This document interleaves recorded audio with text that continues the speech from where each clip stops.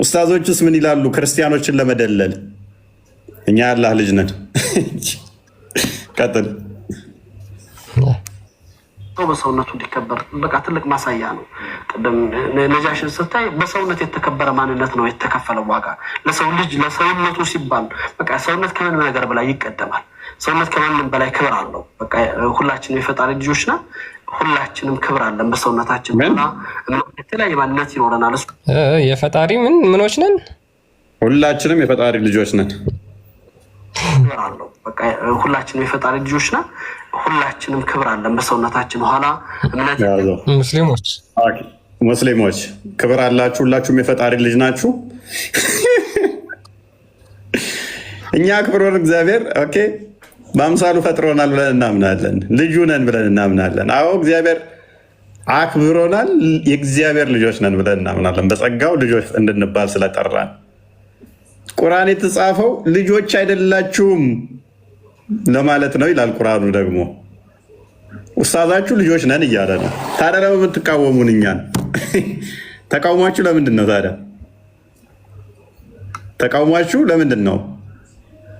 ደጋግሞ ከሚያስጠነቅቀው ጸያፍ ንግግር ነው። እንደዚህ አትበሉብኝ፣ ሚስት ሳይኖረኝ እንዴት ልጅ ይኖረኛል ብሎ አላህ የሚለው ኡስታዙ እንዳለው ልጅ ካለው አላህ ደግሞ ልጅ የሚኖረኝ ሚስት ሲኖረኝ ብቻ ነው ካለ እንዴት ነው የምታስማሙልን? የሚያስማማልን አለ? ይህንን የዚህን ኡስታዝ ንግግር ሊያስማማልን የሚችላለ ከቁርአን ጋር? ማንኛው ነው የዋሸው? ቁርአኑ ወይንስ ኡስታዙ? ማንኛው ነው ትክክል? ኡስታዙ ወይንስ ቁርአኑ? ነብያችሁ ወይንስ ይሄ ኡስታዝ ነው ትክክል? አላህ ነው ትክክል ወይንስ አቡበከር ነው ትክክል? አልሐምዱሊላህ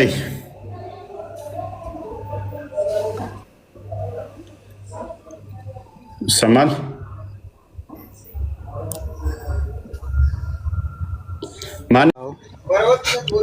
የአላህ ልጅ ነህ? ላላ እኮ ልጅ የለውም። ልጅ አይደለህም? ላላ ልጅ የለውም አልኩ እኮ። ልጁ ነህ ወይስ ልጁ አይደለህም? አይደለሁም፣ ፍጡሩ ነኝ። ይሄ ኡስታዝ እየተናገረ ያለው እየቀጠፈ ነው ወይስ እውነቱን ነው? ምን ብሎ ነው የተናገረው? ሁላችንም የአላህ ልጆች ነን፣ የፈጣሪ ልጆች ነን አለ። የፈጣሪ ልጆች ነን ሲል እኮ ያው ከሱ የተፈጠረን ነው፣ እሱ ፈጥሮናል ለማለት ፈልገው ነው። ምንድነው ታዲያ ይላል? እሺ እስኪ አላህ ስለፈጠረኝ፣ እሺ ችግር የለውም። እሺ አላህ ስለፈጠረኝ የአላህ ልጅ ነኝ በልና ተናገር። እሺ አንተ አይ ፈጥሮኛል፣ እኔ በመፍጠሩ አልጠራጠርም። ልጁ ነኝ በል። ልጁ አይደለሁም። እኔ ግን የፈጣሪ ፍጡሮች ልጁ ነን ነው ያለው። ኡስታዙ ደግሞ ልጁ ነን እያለ ነው። የፈጣሪ ፍጡሮች ነን እኛ። ልጅ ፍጡርና ልጅ ለይ ወንድሜ። የፈጣሪ ልጅ ነህ? አይደለሁም፣ ፍጡሩ ነኝ። ኦኬ ኡስታዙ ልጁ ነኝ እያለ ነው። ከኡስታዙ ጋር ተስማማለህ? ያው እሱ ፈጥሮናል ለማለት ፈልገው ነው። አንተ ነህ እንደምታስ አላህ ይዝናል። አጣማችሁ አትረዱታ። ጎበዝ አጣማችሁ አትረዱት። እሱ ፈጥሮናል ለማለት ፈልገው ነው። ጎበዝ አላህ የእናንተን ያህል እውቀት ስለሌለው ነው ልጆች አይደላችሁም ልጆች አትበሉኝ ያለው። ፈጥረናሃል ለማለት መሆኑን ስላልገባው አላህ ስለማያውቅ ነው የእናንተን ያህል ማናችሁም ልጆች ተብላችሁ መጠራት የለባችሁም ያለው። አላህ የእናንተን ያህል እውቀት ስለሌለው ነው። አይደለም እውቀት የለውም አላህ። አንዴ ሱራ 1988 አንብብልኝ። አላህ የእናንተን ያህል እውቀት የለውም በፍጹም እንዲህ ተብሎ አይጠራም ያለው የእናንተን ያህል እውቀት ስለሌለው ነው ማለት ነው። አላህ ቴንኪው። ሱራ ስንት ነው ያልከኝ? 1988 ጀምሮ ሱረቱ መርየም 88ኛው ያ ሱረቱ መርየም ያ ኦኬ። ያው ተከፍቶልሃል ፊት ለፊትም አረብኛውም አማርኛውም አለልህ።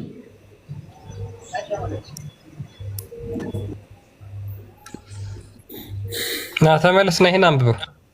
አይናፋሩ ቁርአን ያወጣንልህ።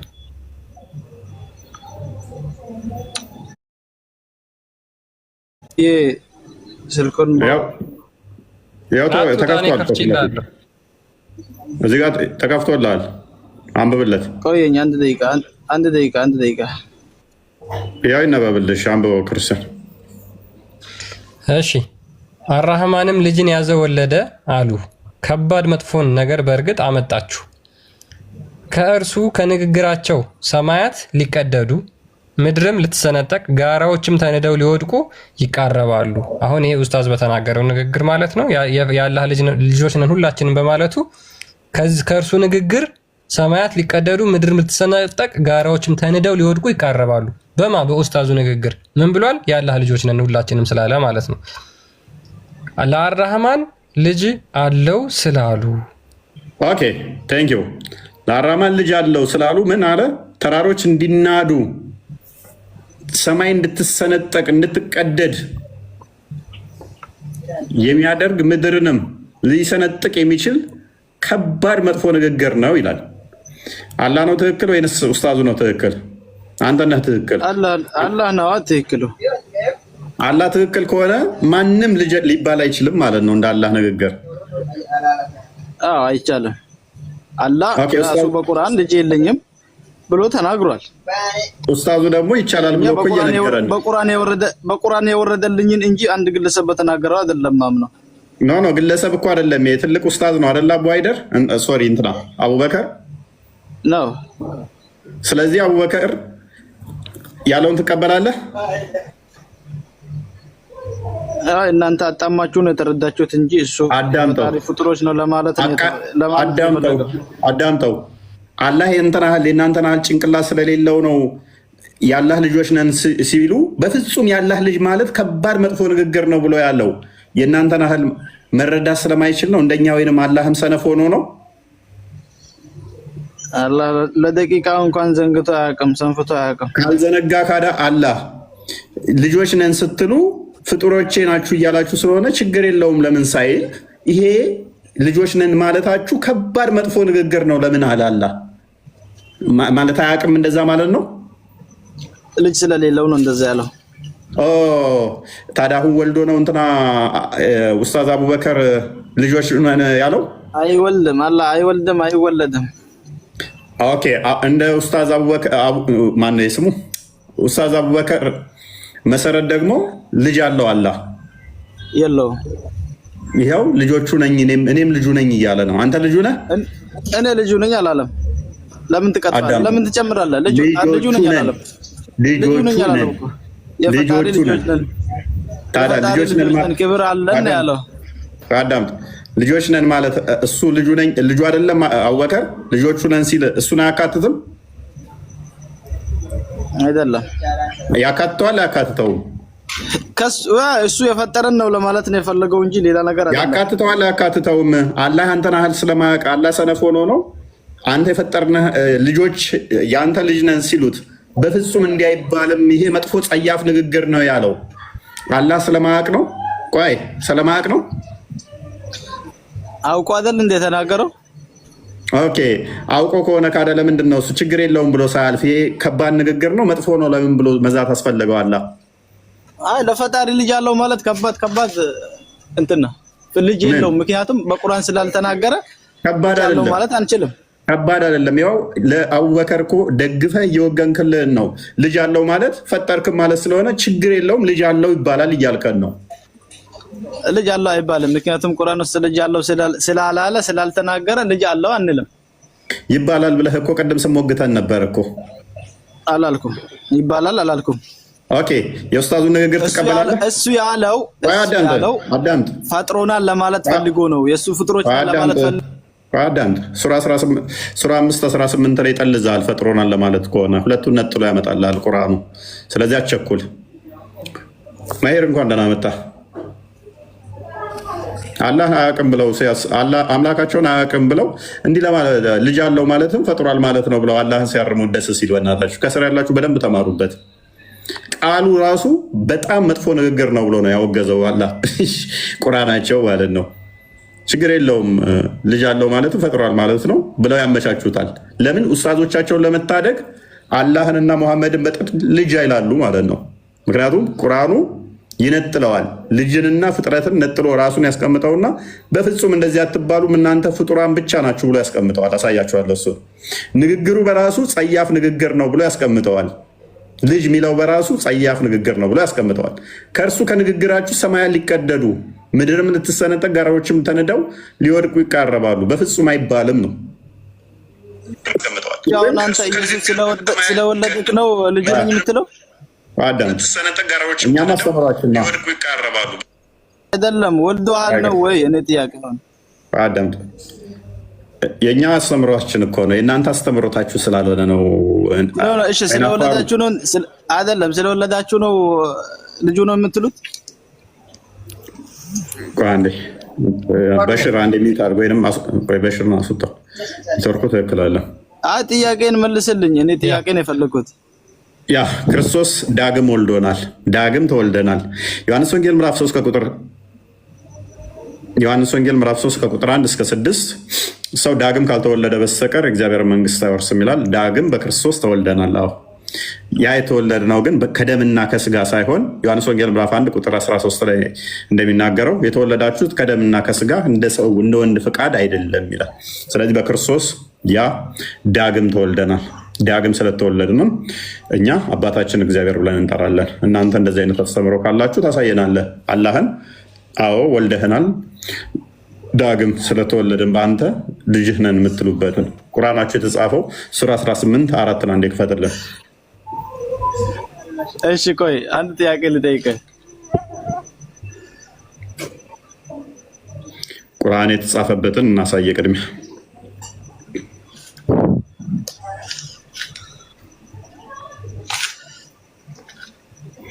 ለምንድን ነው ቁርአኑ የተጻፈው ይላል?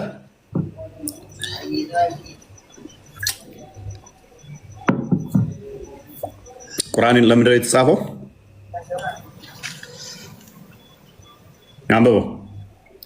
አንብብልኝ። እኔ ማንበብ አልችልም ማለት ስልኬ እንደማለደብ ሆኖብኛል። ቁርአን የተጻፈው አላህ ልጅ ይዟል የሚሉትን ሊያስፈራራ ነው ይላል። አላህ ልጅ አለው የሚሉትን ቁርአን ሊያስፈራራ እንደተጻፈ ይናገራል። እስቲ አሁን እንደዚህ በል እስቲ እኛ የአላህ ልጆች ነን በል እስቲ። እሱ እንደሱ ማለት ለምን አስፈልጋል? አንተ በል እስቲ እምነት ጠይቁን መልስልኝ። አንድ ጊዜ ብቻ ጠይቁን መልስልኝና እልልሃለሁ። መለስኩልህ እኮ።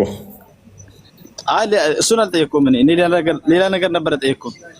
ጠየቀኝ መለስኩልህ። አንድ ጥያቄ ብቻ። ምንድን ነው? እሺ አሁን ለምሳሌ በኢየሱስ ዳግም ስለተወለድን ልጁ ነን እንላለን አልክ። እሺ እሱ ደግሞ በስጋ ከመምጣቱ በፊት የነበሩት በሱ አልተወለዱም ነው? እስቲ እሱን አብራራለሁ። እሺ ከክርስቶስ በፊት የነበሩ ክርስቶስን ተስፋ በማድረግ የሚጠብቁ ናቸው። እነሱ ደግሞ እስራኤሎች ከአሕዛብ ተለይተው የተመረጡ ስለሆኑ በዚህም ምክንያት የእግዚአብሔር ልጅ ተብለው ይጠራሉ። ለምን? የተመረጡ የተለዩ ስለሆኑ ማለት ነው። ይሄም ዘዳግም ምዕራፍ 14 ቁጥር 1 አንድ የክፈተው ክርስቲያን።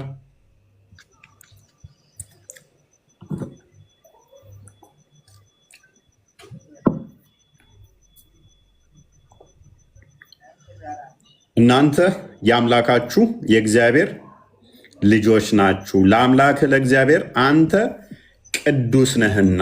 ምንድነው ቅዱስ? ቅዱስ ማለት ምን ማለት ነው? ተመረጠ፣ የተለየ ማለት ነው።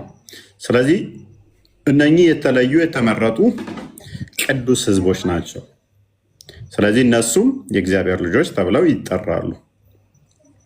ስለተመረጡ፣ ስለተለዩ፣ ቅዱስ ስለሆኑ የእግዚአብሔር ልጆች ይባላሉ።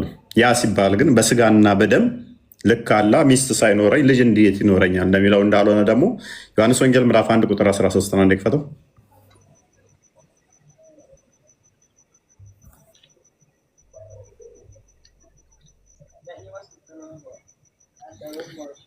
ለተቀበሉት ሁሉ ግን በስሙ ለሚያምኑት ለእነርሱ የእግዚአብሔር ልጆች የሆኑ ዘንድ ስልጣን ተሰጣቸው። ምን? ለተቀበሉት በስሙ ለሚያምኑ የእግዚአብሔር ልጆች የሆኑ ዘንድ ምን ተሰጣቸው? ስልጣን ተሰጣቸው። እነርሱም ከእግዚአብሔር ተወለዱ እንጂ ከደም ወይንም ከስጋ ፍቃድ ወይንም ከወንድ ፍቃድ አልተወለዱም። አላህ እንደሚያውቀው ሱራ 6 መቶን ክፈቷን 101 በደምና በስጋ እንደሚደረገው መወለድ አይደለም።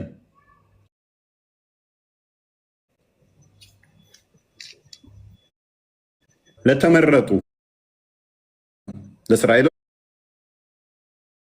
እንደተሰጠው እዚህ ጋር ደግሞ ለተቀበሉት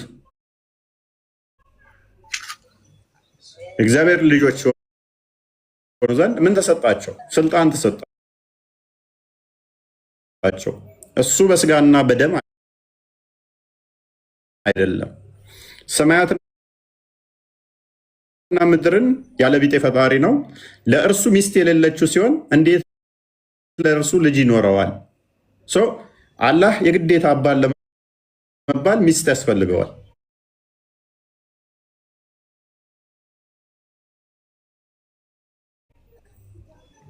አላህ አባት የሚባለው ሚስት ሲኖረው ብቻ ነው። ቁጥር 100 አድርገው ዝቅ አድርገው ትንሽ። ምክንያቱም ጂኒና እንትኖች የአላህ ልጆች ናቸው ሲባል ሚስት ሳይኖረኝ እንዴት ልጆች ይኖሩኛል አለ። ለአላህም አጋንንትን የፈጠራቸው ሲሆን ተጋሪዎች አደረጉ። ወንዶች ልጆችና ሴቶች ልጆችንም ያለ እውቀት ለእርሱ ቀጠፉ። ጥራት የተገባው ከሚሉት ነገር የላቀ ነው ይላል። ወንድና ሴቶች ልጆች አሉት። አጋንንት የአላህ ልጆች ናቸው የተናገረው ኡስታዙ ስለፈጠራቸው ነው እያለ ነበር። ትቀበለዋለህ? አሁንስ እሱን አይናፈሩ ተመለስ። ምክንያቱም ቅድም ኡስታዙ የአላህ ልጅ የሁላችንም የፈጣሪ ልጆች ነን የአላህ ልጆች ነን ብሎ የተናገረው ስለፈጠራቸው ነው እንጂ ሌላ አይደለም ማለት። በጣም ጥሩ። ይሄው ቁርአኑ አይናፈሩ ነኝ። ተመለስ። ለምን አትመለስ? ግልጽማ ግልጽ ነው። ና አይር ቀጥል። ቲንክ ስልክ ገብቶበት መሰለኝ።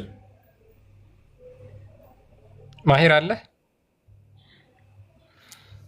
አንድ አምላክ የሚለውን አስገባውም አንዴ። እስኪ ትመልሳለህ? አንተ መመለስ ትችላለህ? አይ የሚመልሳለህ። አንድ አምላክ የሚለውን አስገባው። አንተ አትመልስም? ምን አንተ መልስም? የአላህ ልጅ ነህ እንዴ ማሂር?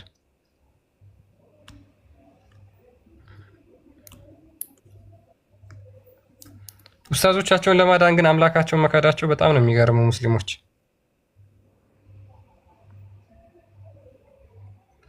ገና ሁሉንም ነገር ይክዳሉ። ገና ሁሉንም ቁርአኑንም ይክዳሉ፣ ነቢያቸውንም ይክዳሉ። ማንም የሚቀራቸው የለም።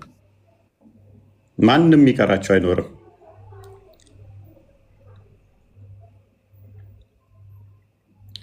ኦኬ። ስለዚህ እንደዚህ ከሆነ የአካውንት አንተ ምንድን ነው እሱ ዛሬ በጣም እየተወዛገብን ያለ ነው። ይዘ በጣም አቴንሽን ይሰርቃል ታውቃለህ። በጣም እኔ ራሱ በጣም ነው አዛ አደረገኝ። ስለዚህም ይሄ ስድብ ነው። ዮሐንስ ወንጌል ምዕራፍ 5 ቁጥር 17 አንዴ ክፈተው።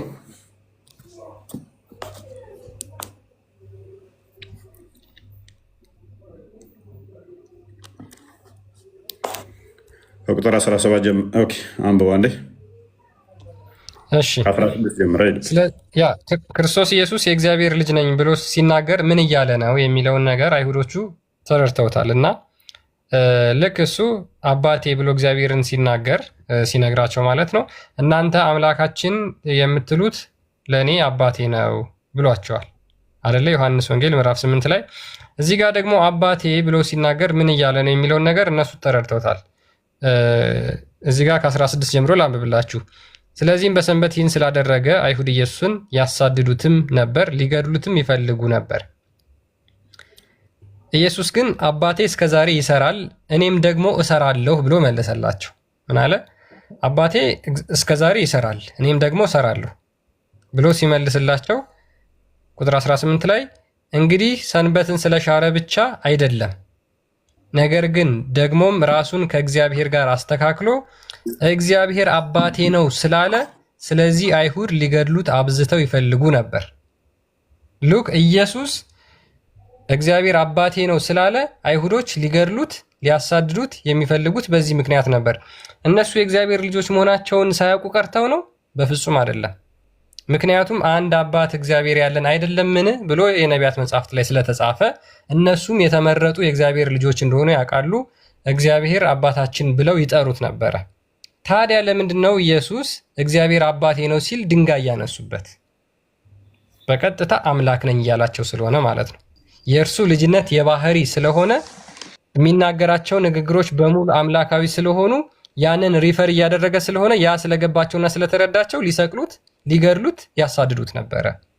ይሄው ከእግዚአብሔር ጋር አስተካክሎ ራሱን እግዚአብሔር አባቴ ነው ስላለ እርሱ እግዚአብሔር አባቴ ነው ሲል ምን እያለ ነው? አምላክ ነኝ እኔ እግዚአብሔር ነኝ እያለ ነው በተመሳሳይ ሰዓት ማለት ነው። ለዚያ ነው ሊያሳድዱት የሚፈልጉት ሊገሩት የሚፈልጉት ማለት ነው። መጨረሻም ድረስ ይሄ ክስ ይቀጥላል እስከ መስቀሉ ድረስ ማለት ነው።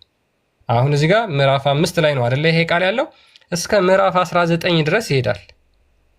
እስከ ምዕራፍ 19 ድረስ ብታነቡት ክርስቶስን ሊሰቅሉት የሚፈልጉት አብዝተው በዚህ ምክንያት ነበር። እግዚአብሔር አባቴ ነው ሲል እኔ እግዚአብሔር ልጅ ነኝ ብሎ ሲናገር ምን እያለ እንደሆነ ስለተረዱት መጨረሻ ድረስ ከመስቀል ድረስ ይሄ ክስ ነበር።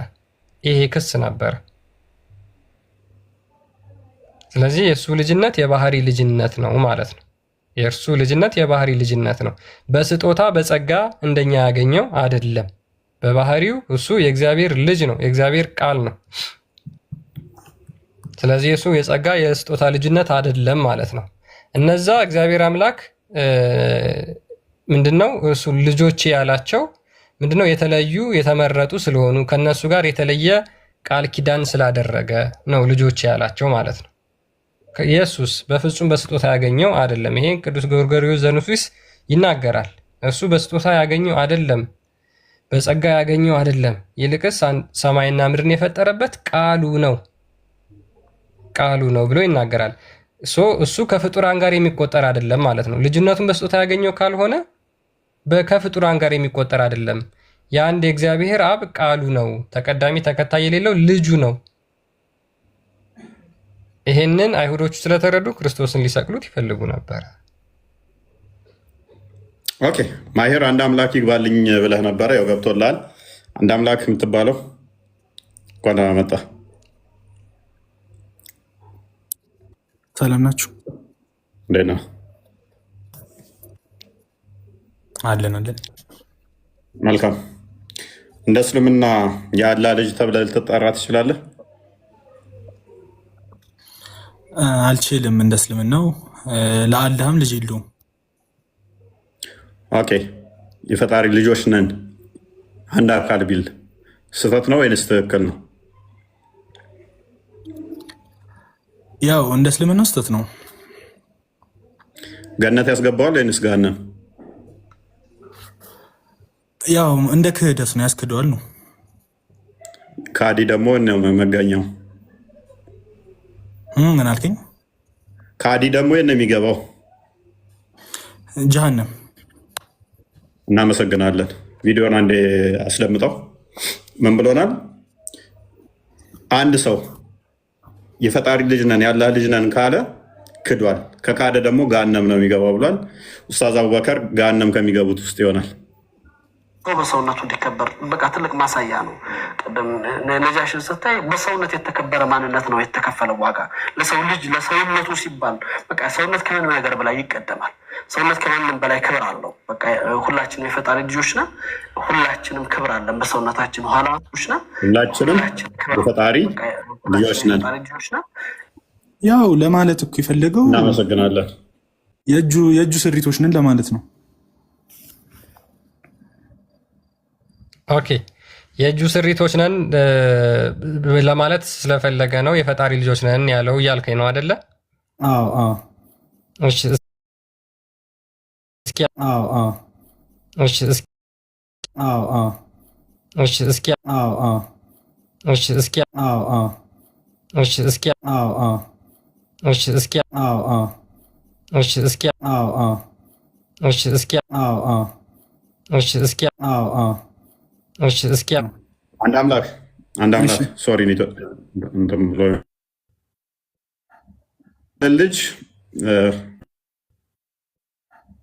ልጅ ጥሩ መረጃን የሰጠን ጥሩ መረጃ ሰጥቶ ማናችንም የፈጣሪ ልጅ ተብለን አንጠራም። የፈጣሪ ልጅ ነን ማለት ክደት ነው። የካደ ደግሞ ገሃነም ይገባል።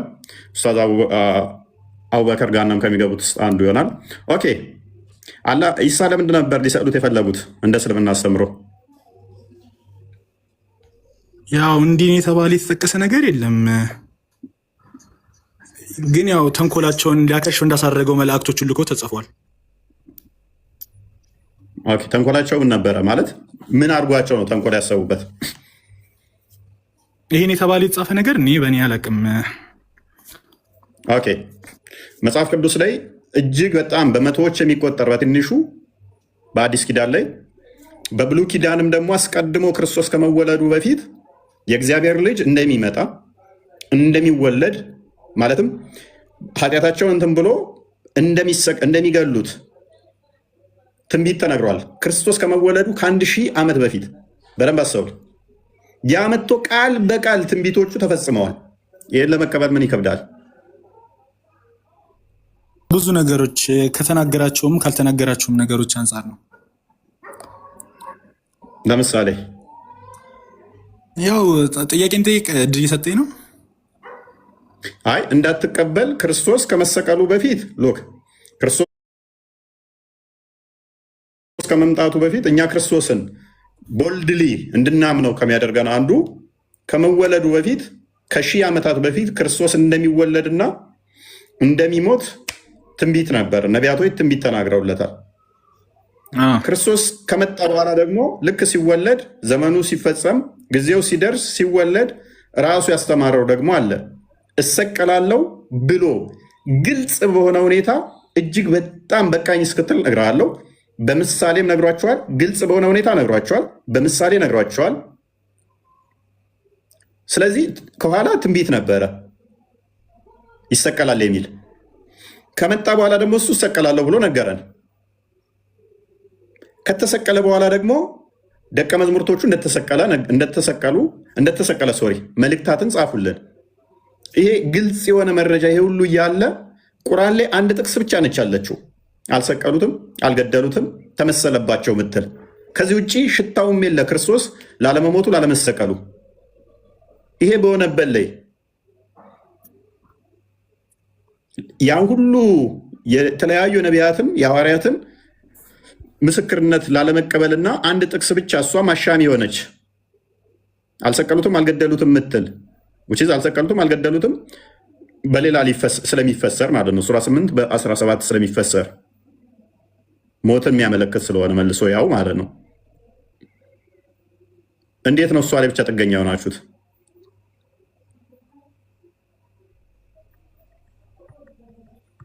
ሰቃዮቹ ሰቅለናል እያሉ አይሁዶች፣ ሮማኖችም ሰቅለናል እያሉ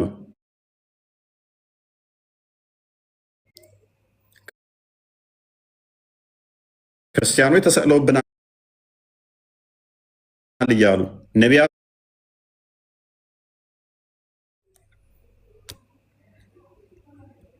ነገር አልነበረኝም። ስለ ያው ለመመለስ ሲሆን ለጥያቄ ነው እንዲሁ የሚገባውት የሆነ የተዘጋጀውበትም ነገር ስላልሆነ ለመመለስ አልችልም። ይህንን ማሄር እኮ እሱ ይመልሰዋል እሱን አስገቡልኝ እያለ ነበር። አይ ጠይቄው ነው ታች ላይ እናንተ ቴክስቴና ላይም ስትሉ ጠይቄው ነው ንገራቸው ብዬ በላይ ላይ ሳየው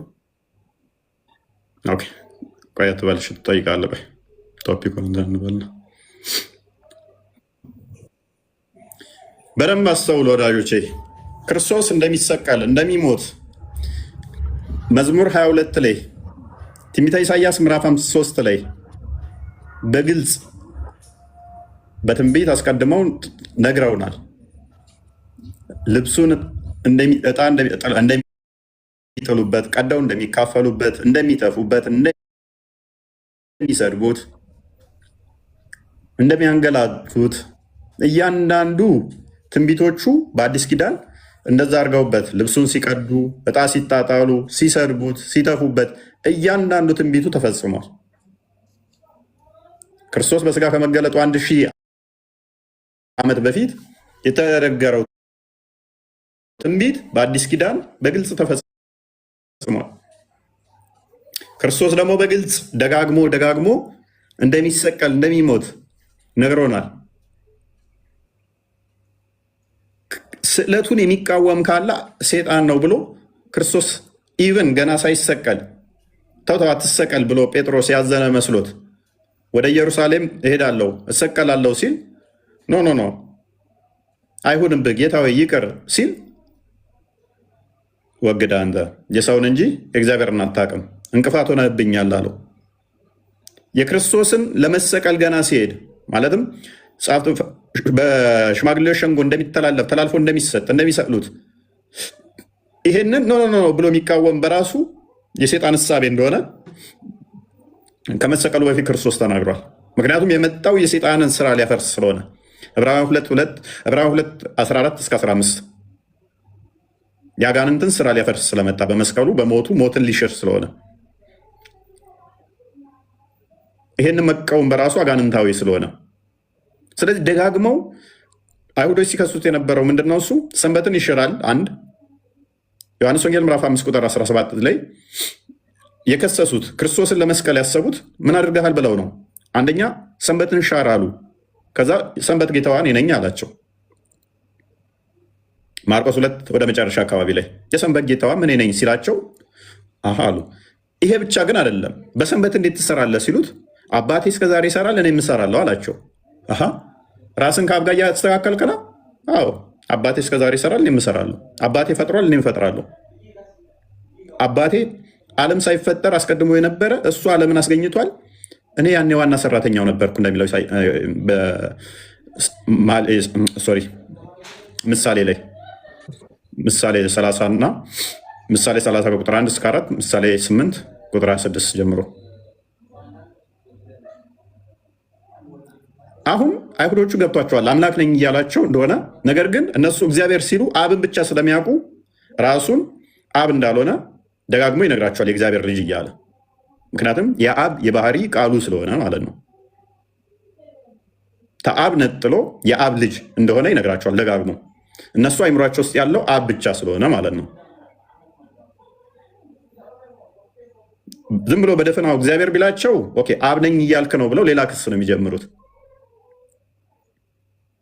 አብ ደግሞ አይደለም እሱ ወልድ ነው። ስለዚህ የግዴታ ምን ማለት አለበት? የአብ ልጅ ብሎ መናገር አለበት። በዚህም ድንጋይ ያነሳሉ። ኢሚዲየትሊ ራሱ እሱ ሰው ሲሆን አናውቀውም እንዴ? ትናንትና አይደል እንዴት ተወለደው? ከማርያም አይደል እንዴት ተወለደው? ምክንያቱም ሁለተኛ ልደቱን ብቻ ከማርያም መወለዱን ብቻ ነው የሚያውቁት እነሱ። አስቀድሞ ቃል እንደነበረ ስጋን ሳይዋሃድ ቃል ሁሉን ያስገኘ ሁሉን የፈጠረ መሆኑን እሱን አያውቁም። ዮሐንስ ወንጌል ምዕራፍ 10 አንዴ ክፈተው። ዮሐንስ ወንጌል ምዕራፍ 10 ላይም በተመሳሳይ ይሄው ነገር ይመጣል።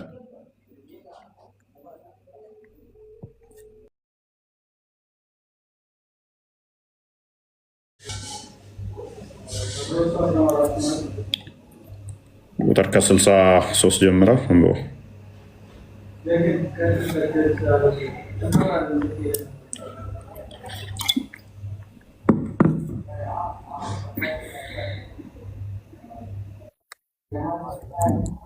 አንብበዋለች። ጥያቄ ነበረኝ። እሺ ጠይቃለህ። እሺ አንዴ የማቴዎስ ወንጌል ምዕራፍ 26 ከቁጥር 62 ጀምሮ ያለውን ላንብብላችሁ እንደሚል ሊቀ ካህናቱም ተነስቶ እነዚህን ለሚመሰክሩብህ አንድስ እንኳን አትመልስምን አለው። ኢየሱስ ግን ዝም አለ። ሊቀ ካህናቱም ከእሱ ጋር ስለጀመርክ ከቁጥር 60 ጀምሮ እንደዚህ ይላል። አንብበው ከ60 ጀምረ። እሺ ብዙ የሐሰት ምስክሮች ምንም ቢቀርቡ አላገኙም።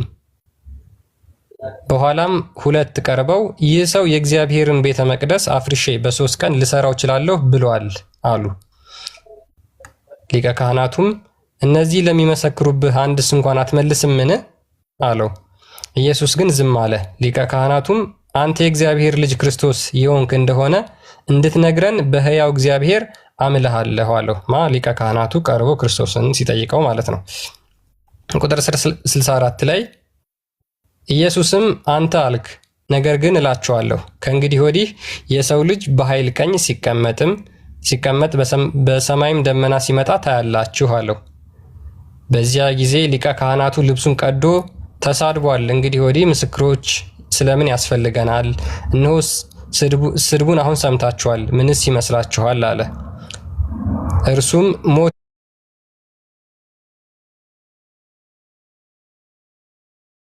በት ጎሰሙትም፣ ሌሎችን በጥፊ መቱት። ክርስቶስ ወይ በጥፊ የመታ ማን ነው? ትንቢት ተናገርልን አሉ እያለ ይቀጥላል ማለት ነው። እዚህ የመጽሐፍ ቅዱስ ክፍል ላይ በግልጽ የምናገኘው ነገር ምንድን ነው? ሞት ይገባዋል ብለው እንዲፈርዱበት ያደረጋቸው ውሳኔ ንግግር ምንድን ነበር? አንተ ክርስቶስ የሕያው የእግዚአብሔር ልጅ ነህ ሆይ ብሎ ሊቀ ካህናቱ ሲጠይቀው ክርስቶስም ያንን አዎ ብሎ በመመለሱ እግዚአብሔርን ተሳድበሃል በማለት ነው እንግዲህ ለዚህ የሞቱ ድምዳሜ እንዲሆን ያደረገው ማለት ነው። ሚዩት ነው። ሎክ አንዴ ዝቅ አድርገው አንዴ አልሰማሁም ነበር ምን ላይ እንደነበርክ። ዝቅ አድርግልኝ።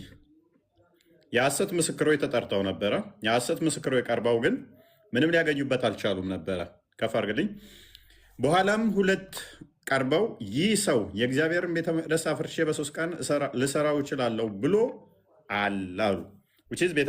ቤተ መቅደሱን ራሱን ግደሉኝ፣ በ3ኛው ቀን ግን እነሳለሁ ብሎ ተናግሯል ነው። በ3ኛው ቀን እነሳለሁ ብሏል። ስለዚህ ይሄ ስድብ ነው እያሉ ነው። ሊቀ ካህናቱም ተነስቶ እነዚህ ለሚመሰክሩብህ አንድ ስንኳ አትመልስምን አለው። ሊቀ ካህኑ ምን አለው? ለመማን መልሰው ለምነው ዝም የምትለው? እነኚህ ለሚሉብህ ዝም ትላለህ እንዲህ አለው። ኢየሱስ ግን ዝም አለ። ሊቀ ካህናቱም አንተ የእግዚአብሔር ልጅ ክርስቶስ የሆንክ እንደሆነ እንድትነግረን በሕያው እግዚአብሔር አምልሃለሁ አለው። ኢየሱስም አንተ አለህ፣ ነገር ግን እላችኋለሁ አለ፣ ከእንግዲህ ወዲህ የሰው ልጅ በኃይል ቀኝ፣ በደንብ አስተውሉ፣ ያበሳጫቸው ይሄ ነው። አንድም ከእንግዲህ ወዲህ የሰው ልጅ በኃይል ቀኝ ሲቀመጥ በሰማይ ደመና ሲመጣ ታያላችሁ አላቸው። አዎ የሕያው የእግዚአብሔር ልጅ ነኝ። እሱ አሁን እንደዚህ እናንተ እኔ ፈራጅ የሆንኩን እናንተ እንድፈርዱብኝ ራሴን ዝቅ አድርጌ የመጣሁት በኃይል ቀኝ እቀመጣለሁ፣ በደመና እመጣለሁ አላቸው። በኃይል ቀኝ በደመና የሚመጣው ደግሞ አምላክ ብቻ ነው። ትንቢተ ዳንኤል ምዕራፍ 7 ላይ ቁጥር 13 ላይ በደመና ይመጣል ብለው ቢጠብቁት ከቅዱሳን መላእክቱ ጋር አምላክም ብቻ ነው። እኔ ነኝ አላቸው። ገባቸው። አሁን በእስልምናውም ሱረቱ በቀራ 210 ላይ ከመላእክቱ ጋር በደመና የሚመጣው አላህ ብቻ ነው። አምላክ ነኝ እያላቸው እንደሆነ ተረዱት። ይህን ጊዜ ማቴዎስ ወንጌል ምዕራፍ 25 ከቁጥር 30፣ ማቴዎስ ወንጌል ምዕራፍ 16፣ ማቴዎስ ወንጌል ምዕራፍ 17 በደመና እንደሚመጣ ደጋግሞ ስለተናገረ፣ ዮሐንስ ወንጌል ምዕራፍ 1 ቁጥር 7 ዮሐንስ ራእይ ምዕራፍ 1 ቁጥር 7፣ ቁርአን ላይ ደግሞ ሱራ 89 ከቁጥር 20 እስከ 22፣ ሱረቱ በቀራ 210 ላይ አላህ ብቻ ነው በደመና ከመላእክቱ ጋር የሚመጣው። እኔ ነኝ በደመና መመጣው፣ በኃይል ልፈርድ መመጣው እኔ ነኝ ማለቱ ሲገባቸው ተበሳጩ። አሁን ፈጣሪ ነኝ እያላቸው እንደሆነ በደንብ ተረድተውታል። እኔ ነኝ መመጣው። በዚያን ጊዜ ሊቀ ካህናቱ ልብሱን ቀዶ ተሳድቧል። ምን ብሏል? ተሳድቧል። ከእንግዲህ ወዲህ ምስክሮች ስለምን ያስፈልገናል? እነሆ ስድቡን አሁን ሰምቻለሁ፣ ምን ይመስላችኋል? አለ። እርሱም ሞት ይገባዋል ብለው መለሱ። ሞት ይገባዋል። እንደ ሕጋችን ራሱን ከፈጣሪ ጋር የሚያስተካክል ፈጣሪ ነኝ የሚል በሕጋቸው መሰረት ሞት ይገባዋል ብለው ስለሚያምኑ ስድብ ነው አሉ ማለት ነው። ዋንዴ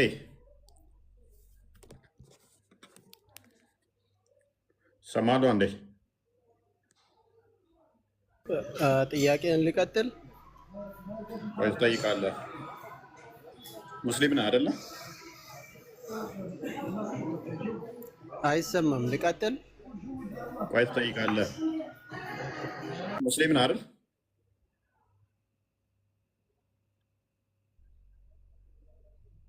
ሙስሊም ነህ ወይ? የማርያም ኢየሱስን ሳትወልድ እምነቷ ምን ነበረ? ድንቅ መዛሙርቶች ውስጥ እምነታቸው ምን ነበር? እሱን ልታብራራልኝ የፈለኩት።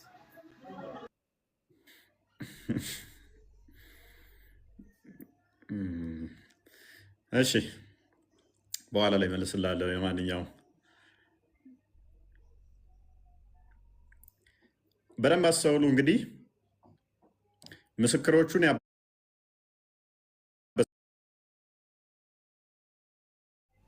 ነቢያቶች ይገደላሉ። ኢሳ ያልተሰቀለበት ምክንያት ምንድን ነው? ኢሳ ያልተገደለበት ምክንያት ምንድን ነው?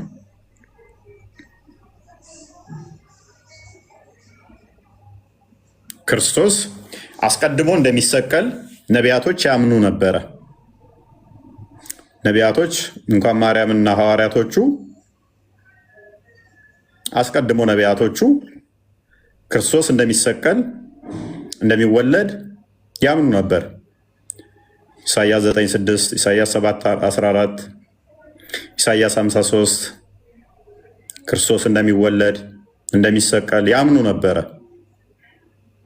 እነ ዳዊት መዝሙሩ ላይ 2:110 ላይ በክርስቶስ መሰቀል መወለድ ያምኑ ነበረ። እምነታቸው በክርስቶስ ነበረ።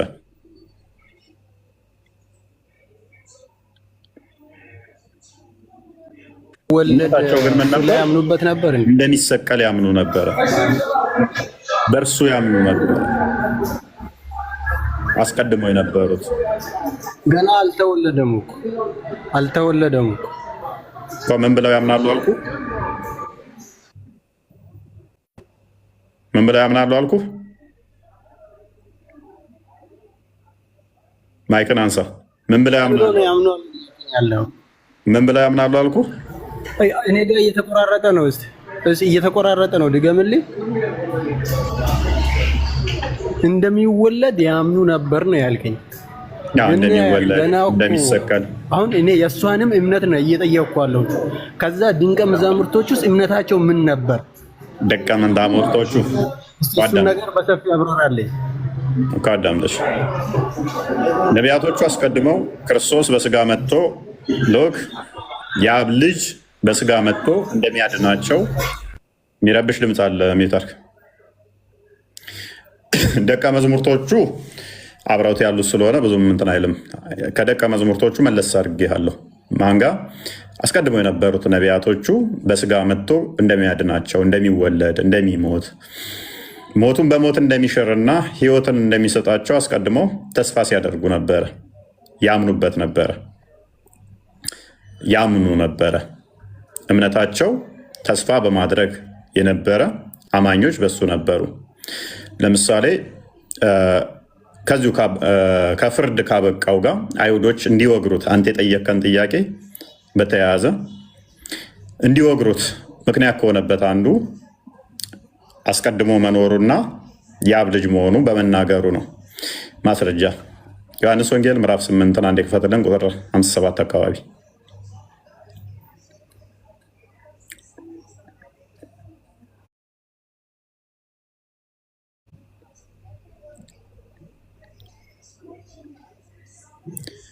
ኦኬ። አባታችሁ አብርሃም ኦኬ፣ ዝቅ አድርገው እስኪ ኦኬ፣ ዝቅ መለስ አድርገው፣ አንዴ መለስ አድርገው፣ ቁጥር 54 አካባቢ አድርግልኝ እስኪ። ኦኬ፣ እንደዚህ አላቸው። ክርስቶስ አንተ ማነህ? አልተወለድክም እኮ ዋንዴ እንደጠየቀኝ አሁን አልተወለደም እኮ ሳይወለድ እንዴት ያምናሉ እንዳለኝ አይሁዶችም ይሄ ጥያቄ ነበር አይምሯቸው ውስጥ። በእውኑ አንተ ከሞተው ከአባታችን ከአብርሃም ትበልጣለህን አሉት። እነሱ እያዩ ያሉት የስጋ ልደቱን ነው እያዩ ያሉት። ክርስቶስ ሁለት ልደቶች አሉት።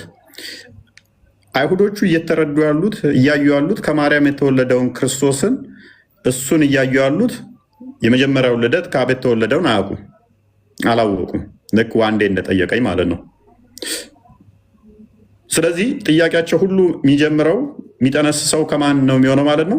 ከማርያም ከተወለደ ብቻ ህልውናው እዛ ጋር ብቻ ነው ብለው ስለሚያምኑ በእውኑ አንተ ከሞተው ከአባታችን ከአብርሃም ትበልጣለህን? ነቢያት ሞቱ፣ ራስን ማን ታደርጋለህ አሉት። ኢየሱስም መለሰ አለም እኔ ራሴን ባከብር ክብሬ ከንቱ ነው። የሚያከብረኝ እናንተ ዋንዴ አንብበው እስኪ ይህን ክፍል ምን ይላል? የሚያከብረኝ ማን ነው ይላል? ዋንዴ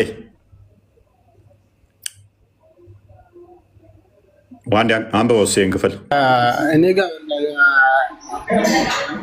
የትኛውን ነው ይሄ የተከፈተ ቀይ የበራበት?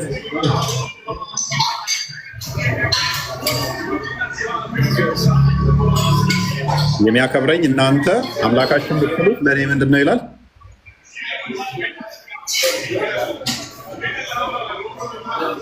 አባቴ ነው። ጎበዝ። አላህ አባት መባል ይችላል? አይ አሁን ለእኔ ያልገባኝ ነገር ምን መሰለህ? አይፎይ አሁን ማርያም እኔ ክርስቲያን ነኝ ብላ ያገለጸችበት ቦታ የቱ ጋር ነው? ድንቅ መዛሙርቶች ውስጥ የቱ ጋር ነው? ይሄንን አሁን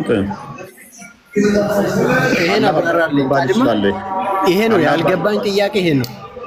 ይሄን በሰፊው አብራራልኝና ስለዚህኛው እንመጣበታለን። እሱ ከተወለደ በኋላ የተጻፈውን እንመጣበት። ኢዴት ነው እናታችሁ።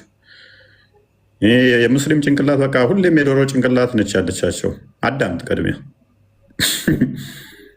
ድንቅ መዝሙር የሚባል ደግሞ የለም ወንድማችን። ሳክል ቢያንስ ጥያቄ ከመጠየቅ በፊት ቶለሬት አድርጌ ማዳምጠው እኮ እንዳንተ ደደብ ላለመሆን ብዬ ነው። በደንብ አስተውሉ። ስለዚህ ከክርስቶስ መወለድ ጅማሮ ነው ሁሌም ጥያቄያቸው ነበረው። ከዛ ብቻ የሚጀምር ከሆነ አስቀድሞ የነበሩት እንዴት ነው የሚል ኮንሰፕት ስላላቸው ነው አይሁዶቹ። ስለዚህ እሱ ሲመልስ ክርስቶስ ሲመልስ ምን አላቸው? ኢየሱስም መለሰ አለም። ውዶች በደንብ አስተውሉ። የሙስሊም ጭንቅላት ምን ያህል ድድብና የተጠናወተው እንደሆነ ታዘቧቸው በዛው። ኢየሱስም መለሰ አለም እኔ ራሴን ባከብር ክብሬ ከንቱ ነው። ምክንያቱም በአይሁዶችም ሕግ መሰረት ምን አለ? ስለ ራሱ ሰው ራሱ አይመሰክርም፣ የሚመሰክርለት ሌላኛው ነው። ስለ ራሱ ቢመሰክር በእነኛ በአይሁዶቹ ሕግ መሰረት ተቀባይነት የለውም ምስክርነቱ። እኔ እንደዚህ ነኝ እኔ እንደዚህ ምናምን ቢል ተቀባይነት የለውም። ለዛ ነው በእነሱ ሕጋቸው መሰረት ሌላ አካል ነው ይመሰክርልን። የሚያከብረኝ እናንተም የምትሉት አምላካችን የምትሉት ለእኔ አባቴ ነው አላቸው። አይሁዶቹ የሚያውቁት ከማርያም የተወለደውን ክርስቶስ በስጋ የመጣውን ጅማሬው እዛ ጋ ብቻ ነው። አስቀድሞ ከአብ የተወለደውን አያውቁትም። ከአብ መወለዱን አያውቁም። ዓለምን የፈጠረ ሁሉን ያስገኘ ሁሉን የፈጠረ ማርያምንም ያስገኘ መሆኑን አያውቁም። ለዚህም ነው ጥያቄያቸው አንተ የማርያም ልጅ ስትሆን አንተ ዮሴፍ ልጅ ሳትሆን ብለው የሚጠይቁትም ለዛ ነው። እንዳለ የሙስሊም ጭንቅላትና ጥያቄዎች አይሁዶች ጠይቀውት ክርስቶስ መልሶታል። የሙስሊሞች ጭንቅላት እንዳለ ሴጣን ፖሰስ ስላደረገው የሚያውቁት ፊደል ነው። እንዲህ የሚል ቃል እንደሚል ቃል ነው የሚያውቁት። ምክንያቱም አምላካቸው አላህ ብለው የሚያምኑት ጭንቅላት ስለሌለው በቁርአንም በአዲስ ውስጥም ጭንቅላት አለው ተብሎ አልተጻፈ። በእነሱ ሎጂክ መሰረት የሆነ ነገር ካልተጻፈ አርጉመንት ፍሮም ሳይለንስ ይባላል። ኤግዛክትሊ አንተ እንደምፈልገው ቃል ከሌለ የለም ማለት ነው። ስለዚህ አላህ አንድም ቦታ ላይ ጭንቅላት አለው ተብሎ አልተጻፈም። ስለዚህ ጭንቅላት የሌለው አካል ነው የሚሆነው። እግር አለው ተብሎ ተጽፏል፣ ጣት አለው ተብሎ ተጽፏል። የአይሁዶች ጥያቄ ሁሌ የሚጀምረው የስጋውን ልደት ብቻ መሰረት አድርጎ ነው። ስለዚህ ክርስቶስ ሲመልስላቸው ግን የእነሱ አምላክ ለእሱ አባት የባህሪ ልጁ መሆኑን ከነገራቸው በኋላ አይሁዶቹ ምን አሉ? ከፍ አድርገውን ቁጥር 6 ላይ አባታችሁ አብርሃም ቀኔን ያይ ዘንድ ሐሴትን አደረገ፣ አየም ደስም አለው አላቸው። ግራ ገባቸው። አሁን ከፍ አድርገው አይሁድም ገና 50 ዓመት ያልሞላህ አብርሃምን አይተሃል አሉት። አንድ ሰው ገና 50 ዓመት ሳይሞላው 1000 ዓመት ያለፈን አካል አይቻለውኝ አስቀድሜ ከሱ በፊት ነበርኩ ሊል አይችልም። እኔ አሁን ተነስቼ ዛሬ አፄ ቴዎድሮስ ሲወለድ አለሁኝ ብል ወይንም ደግሞ አድዋ ላይ እነ ሚኒሊክ ሲዋጉ አለሁኝ ብል ማይሆን ነገር ነው። ገና እድሜ ሲሰላ 50 ዓመት ያልሞላኝ ሰውዬ ከ100 ምናምን ዓመት ያለፈን ታሪክ ነበርኩኝ ብል አይሁዶቹ አሁን ግራ ገባቸው። ምክንያቱም ጅማሬ እድሜ ሲቆጥሩ እነሱ ከማርያም የተወለደውን ልደት ብቻ ነው እያሰቡ ያሉትና ከኋላ ግን ነግሯቸው ነበር። እናንተ አምላካችን የምትሉት ለእኔ አባቴ ነው፣ ስለዚህ የባህሪ ልጁ እንደመሆኔ ዓለምን የፈጠርኩ ነኝ እያላቸው ነበረ። ከአብ አስቀድሞ መወለዱን ነግሯቸው ነበር። ከዛስ ኢየሱስም እውነት እውነት እላችኋለሁ አብርሃም ሳይወለድ እኔ አለሁ አላቸው። ዘር ሲቆጠር ግን እኮ ማቴዎስ ዘር ሲቆጥር ምዕራፍ 1 ላይ ጳውሎስም ሲናገር ዕብራውያን ምዕራፍ 2 ቁጥር 14 እና 15 ላይ የያዘው የአብርሃምን ዘር እንጂ የመላእክትን። ስለዚህ ክርስቶስ ኢየሱስን እንዲሰቅሉት ካደረጋቸው አይሁዳውያን አንድም ይሄ ነበር ማለት ነው። አንድም አስቀድሞ አምላክ ብቻ ሊናገራቸው የሚችላቸውን ባህሪያትን በመናገሩ እሱ ለሞት ተላልፎ እንዲሰጥ አድርጎታል። እሱም ደግሞ እሱ ሕያው አምላክ ስለሆነ በስጋ የተገለጠ አምላክ ስለሆነ ማለት ነው። እዚህ ጋር ቁጥር 56 ላይ አባታችሁ አብርሃም ቀኔን ያይ ዘንድ ሐሴት አደረገ፣ አየም ደስም አለው ብሎ ይናገራል። አባታችሁ አብርሃም ቀኔን ያይ ዘንድ ሐሴት አደረገ፣ አየም ደስም አለው። ከዛ አይሁዶቹ ምን ብለው ጠየቁት? ገና 50 ዓመት ያልሆነ አብርሃምን አይተሃልን አሉት። ኢየሱስም እውነት እውነት እላችኋለሁ አብርሃም ሳይወለድ እኔ አለሁ አላቸው። ስለዚህ አብርሃም ከመወለዱ በፊት እንኳን ነበርኩ እኔ ነኝ ሲላቸው ያን ጊዜ ሊወግሩት ድንጋይ ያነሱ። ኢየሱስ ተሰወረባቸው፣ ከመቅደስም ወጥቶ በመካከላቸው አልፎ ሄደ ብሎ ይናገራል። ስለዚህ እኔ አብርሃም ከመወለዱ በፊት ነበርኩ ብሎ እንትን ሲላቸው ሲነግራቸው ማለት ነው እነሱ ድንጋይ ለመወርወር ድንጋይ ያነሱ፣ ድንጋይ ለቀሙ፣ ሊወግሩት ድንጋይ ያነሱ። ኢየሱስ ግን ገና ጊዜው አልደረሰም ነበርና ከነሱ በመካከላቸው አልፎ ሄደ ብሎ መጽሐፍ ቅዱስ ይናገራል። እንግዲህ ስለዚህ ይሄንን ነው አይሁዶች ትልቅ ግብግብ ውስጥ ገብተው ክርስቶስን የሰቀሉበት አንዱ ሪዝን ይሄ ስለነበር ማለት ነው። በግልጽ ተቀምጧል። በእስልምናውስ አልገደሉትም አልሰቀሉትም ከሚል ቃል አንድ ቃል ውጭ ሌላ ስለ ኢሳ ለምን ሊገሉት ፈለጉ፣ አላህ ስለምን ወደ ራሱ ሊያነሳው ፈለገ የሚሉ ጥያቄዎች የምጠየቁ መልስ ካለ ሙስሊሞች መግባትና መመለስ ትችላላችሁ። ለምን ሊገድሉት ፈለጉ? ሲጀመር እያንዳንዱ ቁርአን ላይ ማለት ነው ስለ ኢሳ የተነገሩ ነገሮች ከድንግል ሴት መወለዱ፣ ያለ አባት መወለዱ፣ በህፃንነቱ ማውራቱ፣ ከዛ ደግሞ እስካሁን ሳይሞት ሕያው ሆኖ በሁለተኛው ሰማይ አለ ብለው ያምናሉ። እሱ ብቻ ነው ብለው ያምናሉ። ሲወለድ ሰይጣን ያልቆነጠጠው እሱ ብቻ ነው ብለው ያምናሉ። ስለዚህ እነዚህን ሁሉ ተአምራቶች ለምን እዛ አንድ ሰው ላይ ብቻ ማድረግ ፈለገ? መሐመድ ላይ አንድ የሌለ ነገር ሉክ ለመሐመድ አንዲት ያልተሰጠችው ነገሮች ከዚህ ሁሉ ሙት ማስነሳትን ለነገ ቤታቸው ማስቀመጥ ያለባቸውን ነገሮች ሁሉ ይነግራቸው ነበር ኢሳ ብሎ ቁርአን ይናገራል።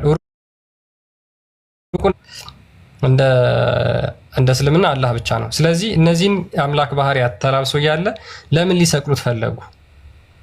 መልሳላችሁ ሙስሊሞች? እስልምና መልሳለው፣ ቁርአን ግልጽ ነው፣ የተብራራ ነው የሚሉ መልሶች ስላሉ ማለት ነው። ስለዚህ ለምንድን ነበር ሊሰቅሉት የፈለገው? መጽሐፍ ቅዱስ ላይ በግልጽ ራሱ የእግዚአብሔር ልጅ መሆኑን እንደሚያመለክት ይናገራል። ይህንን ለምን አትቀበሉ? ይህንን ለምን አትቀበሉ? እነ ቁርአን አስተምረው እንግዲህ የአላህ ቃልና መንፈስ ተብሎ የሚጠራው ኢሳ ብቻ ነው። የአላህ ቃል ፍጡር አይደለም ብለው ያምናሉ። የአላህ ቃሉና መንፈሱም ኢሳ ብቻ ነው። አንድ ቃሉ እና መንፈሱ የማ የአላህ ሌላ ማንም እንደዛ ተብሎ የተጠራ ነብይ የለም። እንደዛ ተብሎ የተጠራ ማንም የለም። አንድ ሁለተኛ ክርስቲያን እንዳለው ተአምራት ብቻ ሳይሆን የሩቁን አዋቂ የሚባለው አላህ ብቻ ነው። የምትደብቁትንም የምትሸሽጉትንም የምታደልቡትንም በውስጣችሁ ያለውንም አውቃለሁ ይላል ማ ኢሳ በእስልምና ነው። የሩቁን አዋቂ ስውሩን ገላጭ አላህ ብቻ ነው ብላችሁ ካላችሁ የተደበቀን እንዴት ሊያውቅ ቻለ? ኢሳ የተደበቀን እንዴት ሊያውቅ ቻለ? ሌላኛው ነፍስ መስጠት ፍጡር መፍጠርን ከፈጣሪ ውጭ ማንም አያደርግም ብላችሁ ታምናላችሁ። ኢሳ ብቻ ወፏን ቅርጽ ሰርቶ በአላህ ፍቃድ እንደፈጠረ ትናገራላችሁ፣ ታምናላችሁ። እና ኢሳ እንዴት ሊያደርግ ቻለ?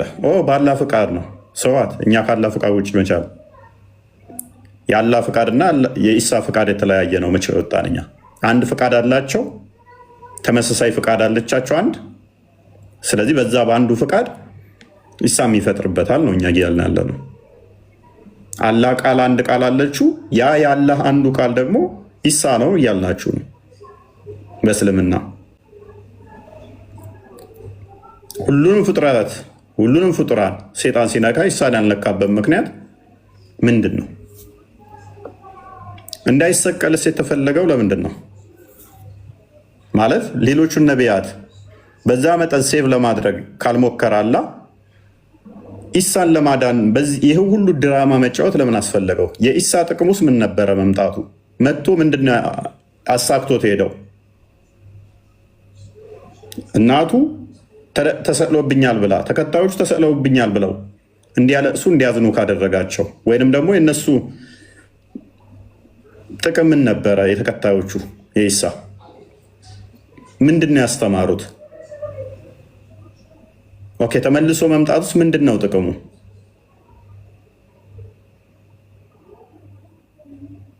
እና በነቢያት አስቀድሞ የተተነበየለት በሐዋርያት የተሰበከለት ራሱን በግልጽ አንድ አይደለም ደጋግሞ ደጋግሞ ደጋግሞ እሰቀላለሁ እነሳለሁ ብሎ የተናገረው እንደተናገረውም አደረገው እንደተባለው ክርስቶስ እንደሚሰቀል አንድ አይደለም በመቶዎች ጥቅስ የሚቆጠር ማቅረብ እንችላለን።